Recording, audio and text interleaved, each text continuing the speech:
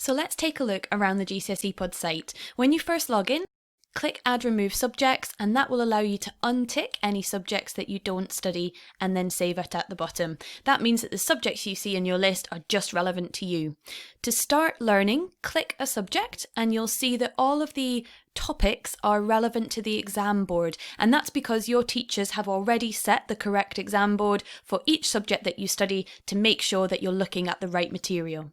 So let's go into this topic, and then you'll see the videos on the left hand side. Now on the GCSEPod website you'll find hundreds of short 3 to 5 minute videos that you can watch to either learn the topic material, to consolidate your learning, or to do revision. As you're watching these pods, it's really good to take some notes, maybe draw down any of the diagrams that you see and copy them into a jotter, and to perhaps try creating a spider diagram or a word map of the keywords that you hear in the pod. If you're unsure what activities to complete, you can simply go to the website, click Learning Activities across the top, and you'll find a whole list of different activities that you can complete.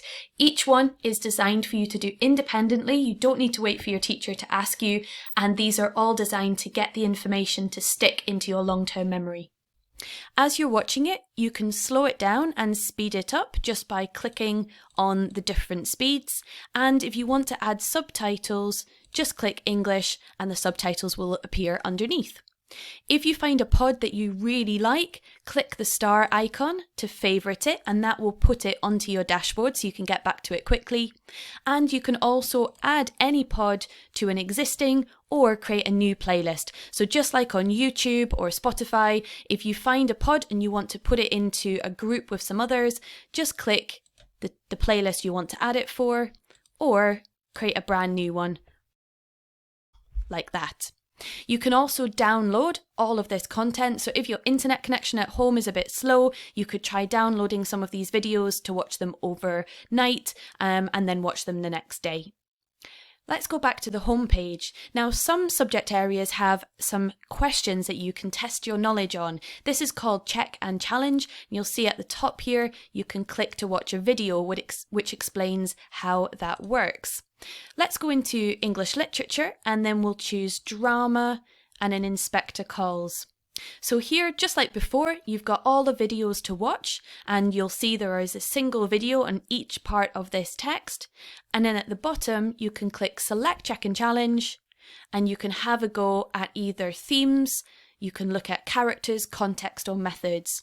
Now, these check and challenge questions are all self-marking, and you also have hints and tips to help you learn. So if you get something wrong, it will explain why it's right or why it's wrong, and then you can achieve diamonds as you go through.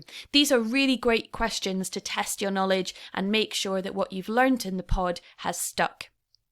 In addition to this, your teacher may set you homework through GCSEPod. So just a little bit further down the dashboard, you'll see a section called Assignments. Click on an assignment you haven't started, and your teacher will have asked you to watch one or multiple videos and then answer some questions.